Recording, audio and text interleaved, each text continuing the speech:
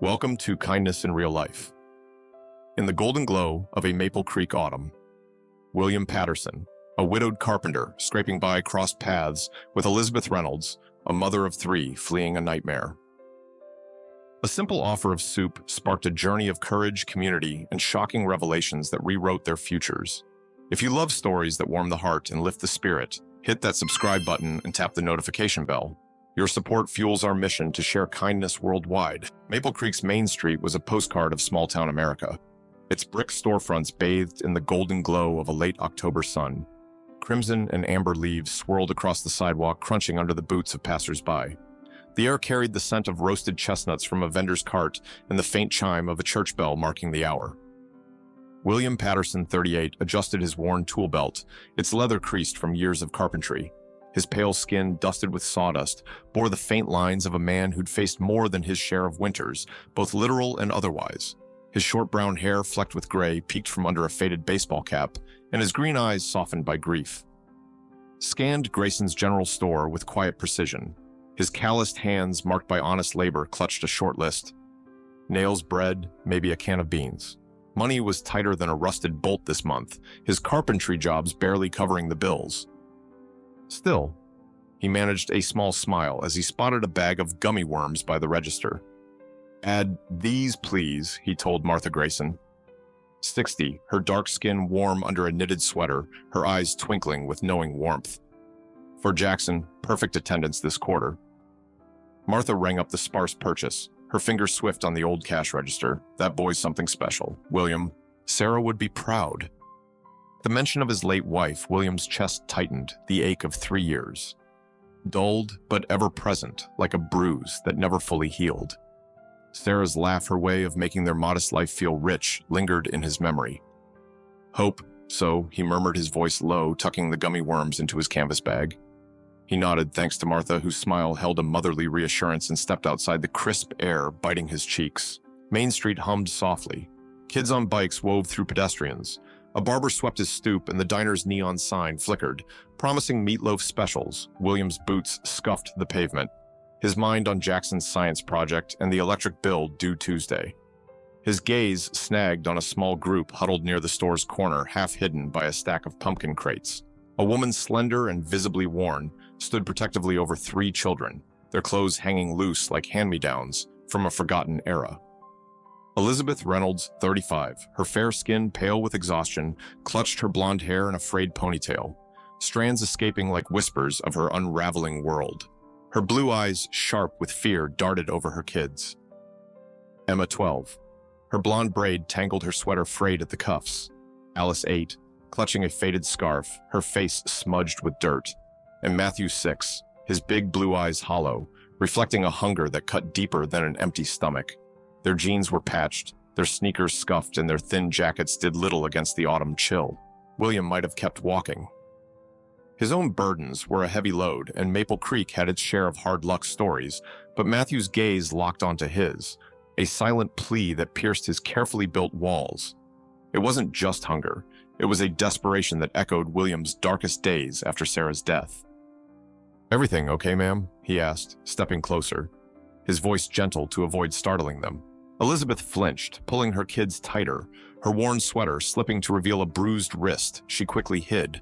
"We're fine," she said, her voice brittle, cracking like dry leaves, but her trembling hands smoothing Emma's hair betrayed her fear. William's eyes flicked to the kids' gaunt faces, their lips chapped, their hope clinging by a thread. "When'd you last eat?" he asked, direct but kind, his carpenter's instinct to fix things kicking in. Elizabeth's composure faltered, pride warring with necessity. "Yesterday. We had," she trailed off, her eyes glistening, a tear threatening to spill. Her fingers twisted the hem of her jeans, her shoulders hunching, as if bracing for judgment. William's heart tugged memories of his own lean months, flashing nights when Jackson ate cereal for dinner and he skipped meals to stretch the budget. He didn't calculate, didn't weigh the risks. "My house is up the road," he said, pointing past the diner toward a quiet street lined with maples. "Nothing fancy, but I've got vegetable soup simmering and bread that needs eating." "You're welcome to join us." Suspicion flashed across Elizabeth's face, her grip tightening on Matthew, who leaned into her leg. "Why help strangers?" she asked, her voice sharp, eyes probing for ulterior motives. William glanced at the kids, their hopeful expressions flickering like candle flames. Someone helped me and Jackson. When we were down, he said, simply thinking of the neighbors who'd brought casseroles after Sarah's funeral. I'm William Patterson. He extended his hand, calluses rough against the chilly air. Elizabeth hesitated, her blue eyes searching his face for deceit. After a long beat, she shook his hand, her grip surprisingly firm despite her fragile frame. Elizabeth Reynolds, she said, her voice steadier. These are Emma, Alice, and Matthew. William crouched slightly, offering the kids a warm smile. Nice to meet you all. Soup's getting cold. Let's get moving. Matthew's eyes lit up, and Alice gave a shy nod while Emma stayed close to her mother, wary but curious. As they walked, leaves crunching underfoot, William led the way, his bag of groceries swinging. The kids trailed behind. Matthew clutching Alice's scarf, their whispers mingling with the rustle of trees. Elizabeth kept pace, her steps hesitant, as if expecting the offer to vanish. William couldn't know that this simple act of kindness was about to unravel a past he'd buried deep. His home, a single-story wooden house with peeling paint and a sagging porch, stood at the end of Elm Street, its windows glowing softly against the dusk. The scent of vegetable stew wafted from the kitchen, mingling with the faint pine of William's workshop out back. Jackson. 10. His brown skin glowing under a buzz cut looked up from his science notebook at the kitchen table, his dark eyes wide with curiosity. Who are they, Dad? He asked, pencil, pausing mid-sketch. William ruffled his son's hair, setting the groceries down. Guests, Bud, set the table 5 plates. Jackson hopped up, grabbing mismatched plates with the enthusiasm of a kid eager to impress. The oak table, scarred from years of use, groaned under steaming bowls of soup, chunks of carrot and potato bobbing in broth. William sliced his homemade bread, its crust crackling, while Elizabeth helped the kids settle her sweater, now tied around her waist, revealing a faded t-shirt. The children attacked their meal spoons, clattering broth, dribbling as manners gave way to hunger. Emma slurped loudly, then froze, glancing at her mother. Elizabeth, her face softening, nudged Alice. Slow down, sweetie. There's plenty. William, leaning against the counter, pretended not to notice the tears brimming in Elizabeth's eyes, her relief palpable as her kids ate without fear. He passed the bread basket, his own stomach rumbling. He'd planned to eat later, but the kids' need came first. Jackson, usually shy, broke the silence. Dad's bread's the best. Grandma's secret recipe. Matthew, his mouth stuffed, mumbled, "What's the secret?" William winked, leaning in conspiratorially. Patterson family mystery. Tell you when you're older. The kids giggled. Alice nearly spilling her soup in delight, the room warming with their laughter. Elizabeth's lips twitched, a ghost of a smile breaking through her guarded exterior as Jackson led Emma, Alice, and Matthew to see his toy car collection. Matthew tripping over a chair leg in excitement, William and Elizabeth sat with chipped mugs of chamomile tea, the silence heavy with unspoken questions. Thank you. Elizabeth whispered, her voice, raw fingers tracing the mug's handle. You don't know what this means. William shrugged, his flannel shirt creasing. No need for thanks. Maple Creek looks after its own. She studied him, her blue eyes probing as if testing his sincerity. Or maybe you're different, she said, her voice barely audible. Her guard lowered and words tumbled out like spilled coins. We left 3 days ago. My husband, Richard, he's not what people think. Brilliant, successful, charming to the world. At home, he's a monster. William's jaw tightened, his tea cooling, untouched. The last time he threatened the kids, I knew we had to go. Her voice hardened, defiance flashing. Richard Reynolds always gets what he wants. William froze the name, a sledgehammer to his chest. Reynolds, Richard Reynolds of Raintech Solutions. Elizabeth's eyes widened, her mug trembling. You know him. His face darkened. Memories of 8 years ago flooding back, Raintech's factories, his refusal to approve unsafe shortcuts. The blacklist that cost him his contracting business worked for him, he said, his voice low. Stood up to him. He made sure I paid for it. Lost everything but this house. The kitchen fell silent, the weight of their shared past settling like ash. Elizabeth's fingers shook, her tea sloshing. That's him. Anyone who defies him becomes an enemy. A crash from the living room shattered the tension. Matthew stood by a broken photo frame, Sarah's wedding smile glinting in the shards. I'm sorry, he cried, flinching as if expecting a blow. William knelt, his voice soft as he swept up the glass. Just glass, buddy. Accidents happen. Elizabeth's pained expression as she hugged Matthew spoke of a life where mistakes meant punishment. William's heart sank. Richard's shadow stretched further than he'd feared. The soup, meant to warm bellies, had opened a door to a past that bound them in ways neither could have imagined. Have you ever helped a stranger and found a deeper connection? Drop a like on this video to spread the love and stay with kindness in real life for more stories that inspire. The Patterson house glowed under the soft flicker of a kerosene lamp, its warm light dancing across the scarred oak table. Outside, Maple Creek's autumn night whispered with rustling leaves and distant crickets, the air crisp with the promise of frost.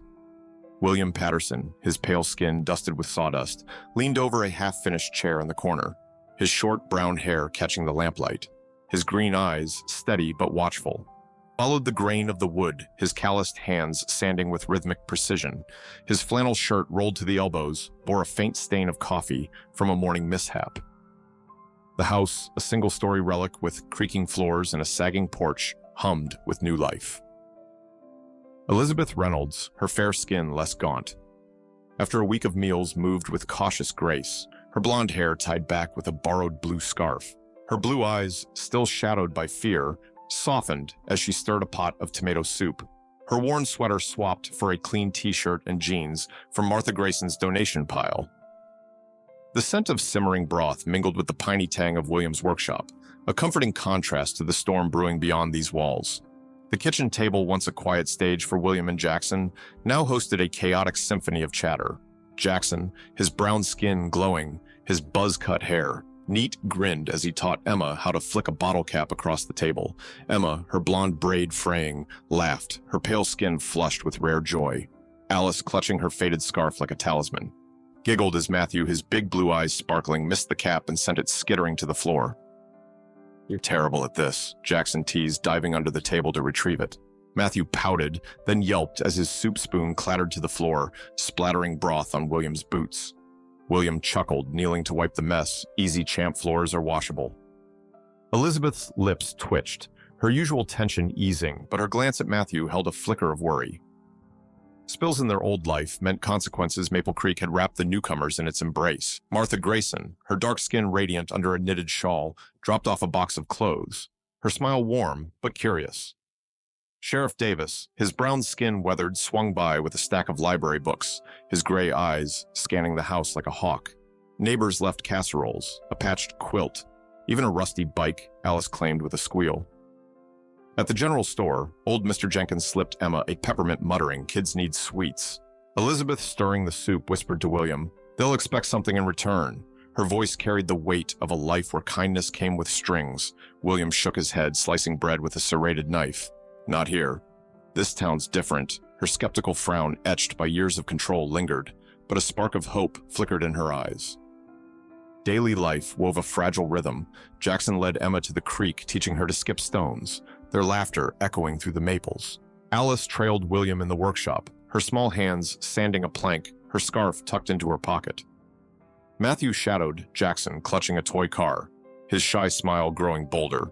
Elizabeth, hesitant at first, joined William in the workshop, her pencil sketching elegant chair designs, curved backs, sturdy legs that made him pause.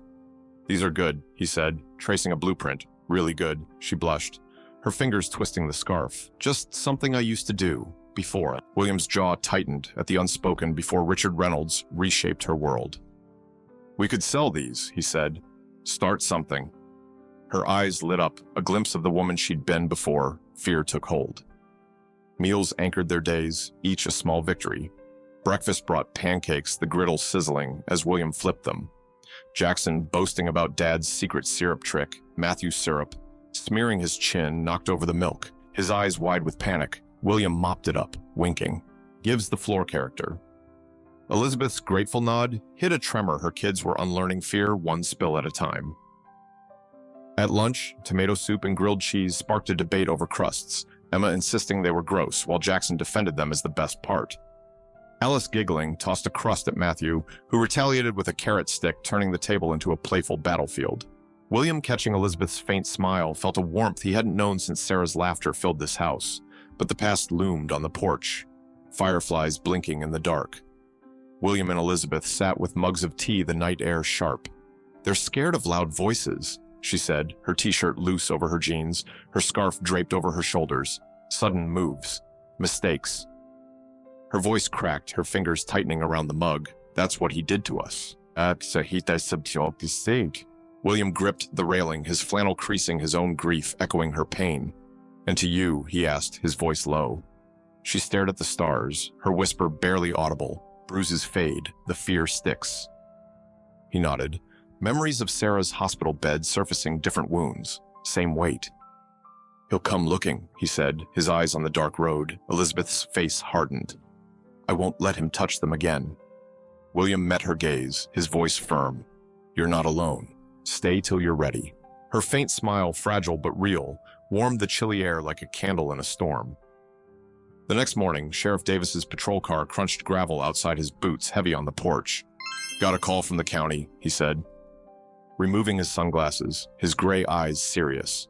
"Someone's poking into your property records. City law firm Reynolds & Associates." William's stomach knotted his hammer, pausing mid-swing in the workshop. "He's found them." Elizabeth, overhearing, clutched her scarf, her blue eyes fierce but frightened. "We'll leave tomorrow," she said, her voice trembling. William shook his head, setting the hammer down. "This is the safest place for now. We'll figure it out." Davis nodded, his hand on his radio. "I've got deputies watching the roads. You'll know if he shows." Elizabeth's shoulders stiffened, but she nodded, her resolve hardening. That evening, storm clouds rolled in, thunder rumbling like a warning. William secured the windows, his flannel damp with sweat, while Jackson helped with a flashlight, his dark eyes serious. "Dad, are we keeping them safe from the bad guy?" he whispered. William ruffled his hair, his heart heavy. "Doing our best, bud." Elizabeth tucked the kids in her voice, a soothing murmur over the wind's howl. She joined William on the couch, a borrowed sweater swallowing her frame, her blonde hair loose. "This feels too good to last," she said, her hands twisting the sweater's hem. William's voice was steady. "It's real, you're building something here." Their hands brushed the air, charged with unspoken trust. A sharp whiff of smoke snapped them upright. William flung open the back door. Orange flames devoured the workshop, spreading unnaturally fast despite the rain. "Accelerant," he shouted, his face lit by the blaze. Elizabeth's eyes widened, her voice a hiss. "Richard, get the kids out." William grabbed a fire extinguisher, sprinting into the downpour, his boots slipping in mud. The fire roared, claws of flame reaching for the house. Elizabeth herded Emma, Alice, and Matthew out the front, their screams piercing the storm's roar. William sprayed the extinguisher, choking on smoke, but the blaze mocked his efforts. A propane tank in the workshop exploded the blast, hurling him to the ground, embers searing his shoulder. Through dazed eyes, he saw flames licking the kid's bedroom window. Alice's high-pitched cry cut through the chaos. Ignoring the pain, he staggered inside, smoke stinging his eyes. He found Matthew curled under a blanket, carried him out, then returned for Alice. Her scarf singed, and finally, Emma coughing but alive. Jackson clung to Elizabeth in the yard, sobbing, as sirens wailed in the distance. The workshop was a smoldering ruin, the house scorched but standing. William collapsed beside Elizabeth, his flannel-torn soot streaking his face. The kids, wrapped in blankets, huddled close, safe but shaken. Sheriff Davis arrived, his flashlight sweeping the wreckage. "This wasn't lightning," he said, his voice grim. "We'll find who did this." Elizabeth's eyes met William's, her face pale. Richard's reach had found them, but their makeshift family held firm, forged in the heat of that night's terror. Has a moment of kindness ever built a bond you didn't expect? Hit that subscribe button and tap the bell to join. Kindness in real life, for more stories of courage and connection. Maple Creek's November sun cast a warm glow over the Patterson house, its new wooden exterior gleaming under a crisp blue sky. The rebuilt home, risen from the ashes of Richard Reynolds' arson, stood sturdy, its wide porch adorned with a donated quilt. William Patterson, his pale skin marked by faint burn scars, wore a clean flannel shirt, his short brown hair catching the breeze. His green eyes shone with quiet pride, his calloused hands steady. Elizabeth Reynolds, her fair skin flushed with hope, stood beside him, her blonde hair loose, a simple borrowed dress swaying gently. Her blue eyes, once haunted, now sparkled with resolve. The lawn buzzed with townsfolk, Sheriff Davis, his brown skin crinkling in a grin, and Martha Grayson, her dark skin radiant under a shawl. Setting out cornbread. 3 months had passed since the fire, Richard's legal assaults. Custody battles, slander, crumbled against Maple Creek's unity. Sheriff Davis exposed the arson. Martha vouched for the kids' growth. Neighbors testified to Elizabeth's strength. Richard, cornered by a federal probe, retreated, offering a settlement Elizabeth used to rebuild. The house, shaped by her designs, held space for all: William, Elizabeth, Jackson, Emma, Alice, Matthew. Today, the community gathered, not just for a housewarming, but for something deeper. William clinked a glass, his voice steady. "We stood on ashes once. You rebuilt us, our home, our hope." Elizabeth, her hand in his, continued, "I sought safety. I found family, strength, and love." She raised her hand, a wooden ring with a repurposed diamond glinting. William proposed. "I said yes." Cheers erupted. Jackson's whoop loudest, his brown skin glowing as he hugged Emma. Alice clapped her faded scarf, now a headband, while Matthew, blue eyes wide, tugged Elizabeth's dress. The kids unveiled a carved wooden sign. "Family isn't where you come from. It's who you come home to." Elizabeth's eyes misted. William's scars aching as he pulled them close. The crowd moved to the old oak tree spared by the fire. William unwrapped a sapling, its roots bound in burlap. "From Sarah's forest," he said, voice soft. "A promise. Tree for our future." Jackson shoveled soil, his grin proud.